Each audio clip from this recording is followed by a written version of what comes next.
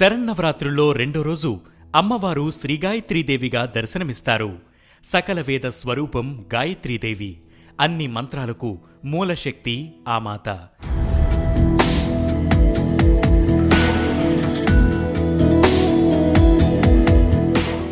ముక్త, విద్రుమ, హేమ, నీల, ధవళ వర్ణాలు కలిగిన 5 ముఖాలతో శంఖం, చక్రం, గద, అంకుశం ధరించి దర్శనమిస్తుంది.